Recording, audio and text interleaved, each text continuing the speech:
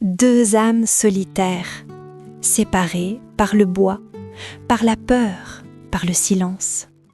L'une cherche un ancrage, l'autre refuse d'être brisée. Le voyage commence ici. L'odeur de la terre mouillée. Le poids du monde sur de frêles épaules. Dans ses yeux, une détermination sourde qui refuse de s'éteindre. Un éclair foudroyant. Le souffle chaud dans l'air glacé. Il n'est que muscle, instinct et fureur. Un roi sans couronne sous l'orage. Un seau renversé. Le cliquetis métallique brise le silence. Le temps s'arrête. Deux mondes entrent en collision dans l'immensité du pré. Une main tendue, tremblante mais ferme. La distance entre eux n'est que de quelques pas, mais elle ressemble à un gouffre. Respiration synchronisée. La poussière dorée s'envole. L'instinct ordonne la fuite.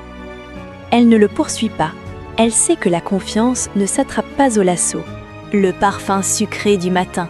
Une offrande silencieuse sur le bois usé. Pas de corde, pas de contrainte. Juste un choix laissé à l'état sauvage. Le contact. Une électricité statique, douce et puissante.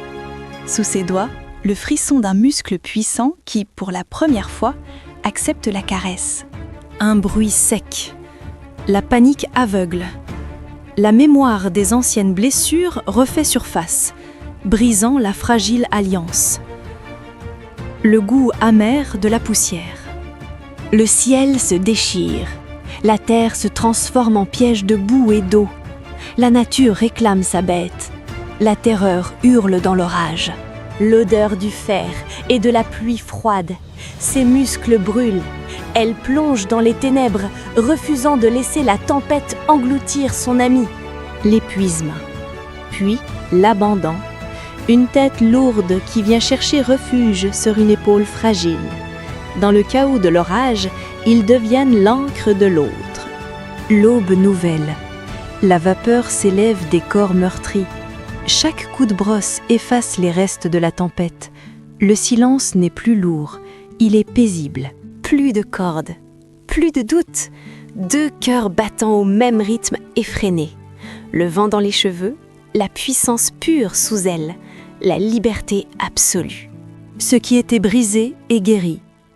Là où l'homme et l'animal s'effacent, il ne reste que le lien, indestructible, éternel.